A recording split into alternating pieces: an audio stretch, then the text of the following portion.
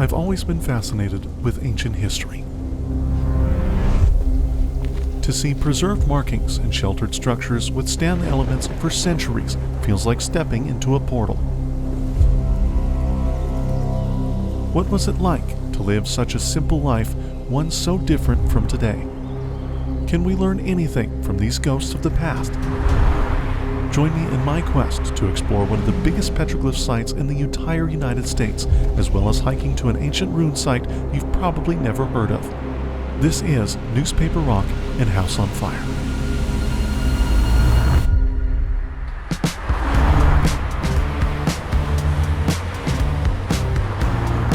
All right, on the road. Today's mission, find some petroglyphs. I've got my eye on Newspaper Rock just outside of Monticello, Utah, about 3 hours away from home base.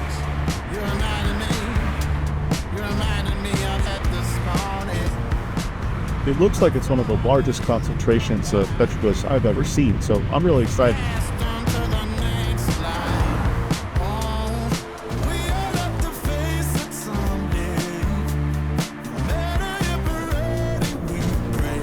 It's starting to rain now a little bit too. Hopefully it's not like that where we're going. I like the rain, but I like viewing it from inside.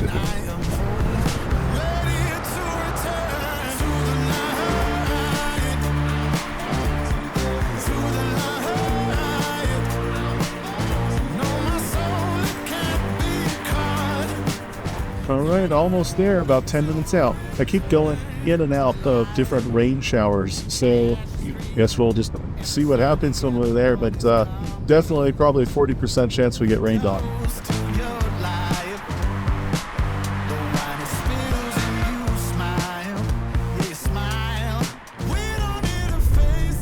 Take the next right, then your destination will be on the right.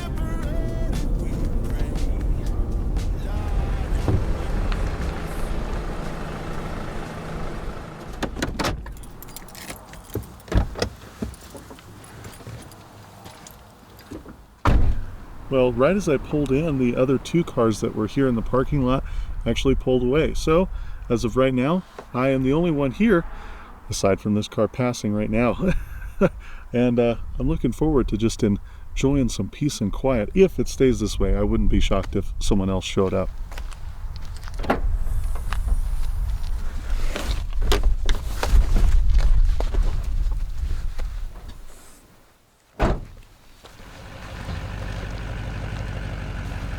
Yep, I was right. We got some friends.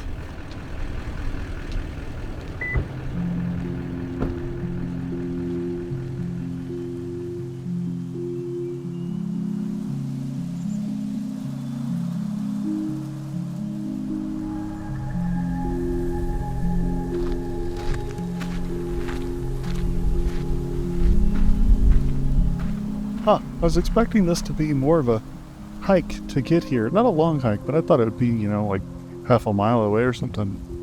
Nope. It's about probably 30 feet from the actual pavement of the parking area.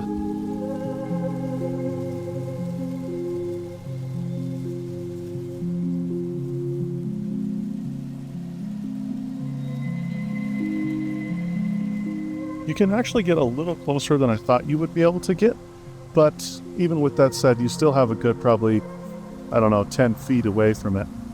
Yeah, I'm not shocked they chose this to be sort of their master palette given how flat the rock is as well as how dark the surface is, so the contrast of those carvings really stand out.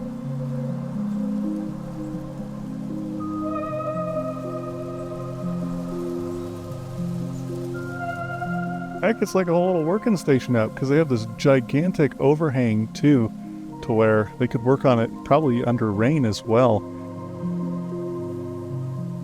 Those guys were actually really nice from Tennessee. Took a soda for them. Sometimes I think I come off as like extremely antisocial and I hate humans, but that's not really true. I just like the ambience of the peace and quiet. But even if I run into people just like that interaction, that's always good. They're always nice. How could you not be nice out here? Look at the environment you're in. Staring at all this history and this beautiful landscape, and it's not near as packed as someplace like Arches National Park. It's a recipe for happiness right there. Starting to get some rain. Yeah, I think I just hit it at the right time because a lot more people are showing up now and it's more of a constant cycle of in and out. I'm just thankful that I got some of the shots alone that I wanted to, so I did get what I was after. This place right here, called House on Fire, is almost an hour and a half away from where I am right now. But we got some extra daylight. I love Indians and Pueblos and stuff like that, which is why I'm here at the petroglyphs in the first place, so I think we're going to run out there and see what we can find.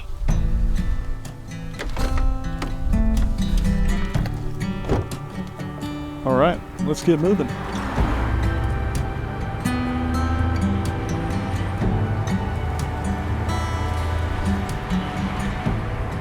Cold coffee, my old boots are by the door. Whew, I need some AC. That gets hot out there when the sun comes out and it stops raining. I don't mind it anymore, 'cause I've had enough of the rat race. Now, I didn't research anything really about Newspaper Rock when I was coming out here. I just knew some general photos of what it was, typed it into Google Maps, and showed up. And for this House on Fire place, it's kind of about the same. I do know this one, though, does have a little bit of a hike to it. All trails said it's about 2 miles round trip. It looks like not very much elevation gain. Shouldn't be too hard. Gonna take my time, 'cause it's all mine. Trade my pride for a quiet life. Maybe that my time will come around. We're out of time.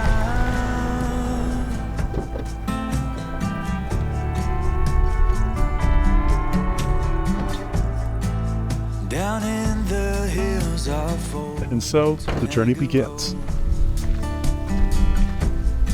There's a place I go to ease a weary soul. Well, it's definitely a sandy trail, but pretty well marked so far. The sea, smoke my stuff, talk to the trees. Get myself a dog and build a heart of gold. Gonna find somewhere to slow it down. I think that's it right there. So I must be coming in the backside of it.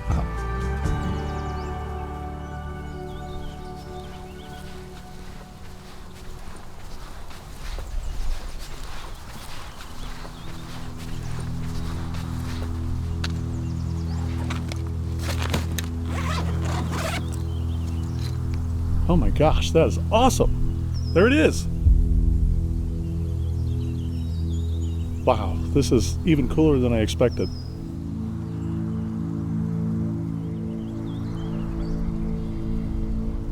Yeah, looks like there's 3 main structures. 2 of the famous ones, which are together facing more of the sunset, and the other one, the window, is facing the opposite way. It's got this beautiful rock overhang, which you can probably see behind me here. Ooh, what's this over here? Looks like a little cave.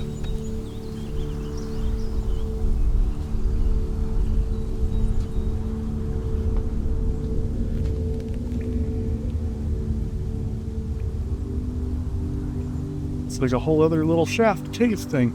Man, the temperature's definitely a little different in here, cooler. Feels nice. Still doesn't really escape the wind though. It's actually more channeling the wind than anything in here.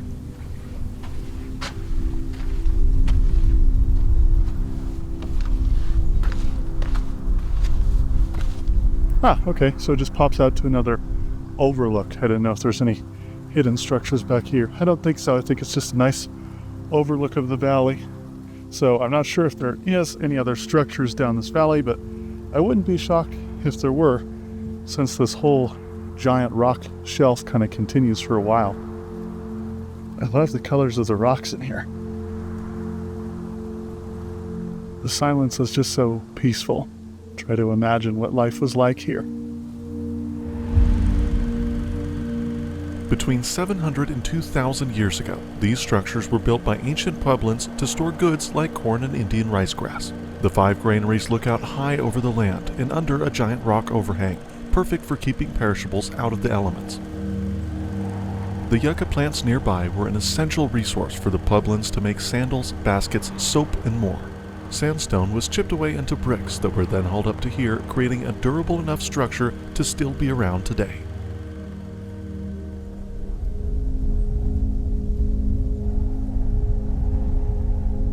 And the light keeps shifting. We'll go kind of in and out of clouds, which normally is kind of frustrating, but at this point I really like it because then I get to play with different lighting, especially where part of the windows are in the shadow, so that way I can play around with what sort of contrast style I like.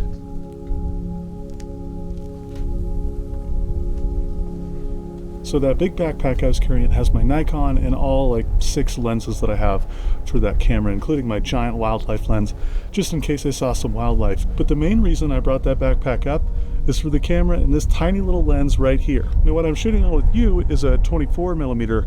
This one goes to a 10mm, and that's the iconic way that I've seen most photographers capture this house right here. Now if you don't know anything about focal lengths, that's totally fine. Basically, the smaller the number, the wider the view you have. So think of a 10mm as like a fisheye or a GoPro. If you've ever used a GoPro, you might notice that it distorts a lot just because it's so wide, meaning like if you walk through a door frame, the door seems to bend or something. This one has sort of that same quality to it, which makes the roof of this house and even the ground look really cool. It makes it look a lot more slanted, and it elongates all of the detail within the ceiling and the floor. Yeah, there's where we came in from, that little ravine down there. All right, it is 6:46. Sunset is in roughly an hour, so I think it's about time to pack up and leave. I'm not quite ready to leave yet. I really like this place, the silence and the peacefulness, and I have some other ideas for shots that I want to get, both photo and video, but especially where this is a trail I've only done once, I don't want to be stuck out here at night. I want to give myself plenty of time to get back to my car. There's always another day if I need it, but ultimately I'm just so happy that I got to experience this just by myself. This is so, so nice.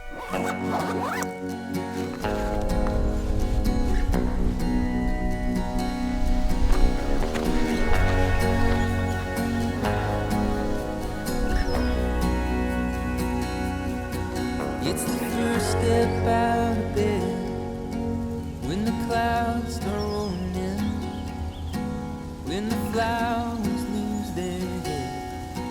It's the lies that keep on smiling. One thing that I do find kind of odd is the trail, even though it is well marked, it dips in and out and back and forth on both sides of this little ravine, and then it always just comes out and meets up with the ravine again. Why not just walk in the ravine the whole time?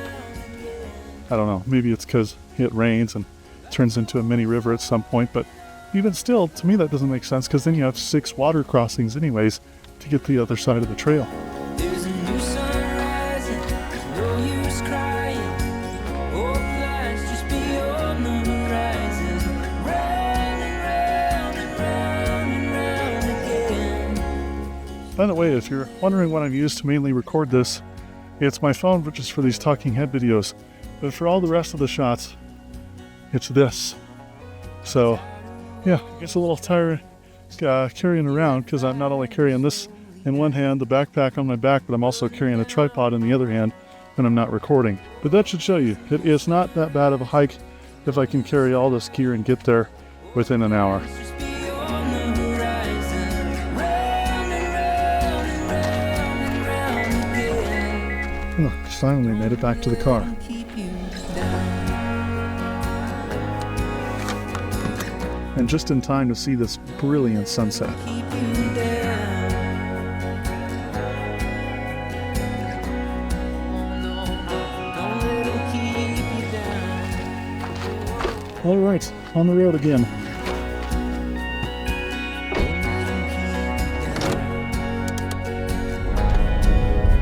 Now time to make the long journey back home.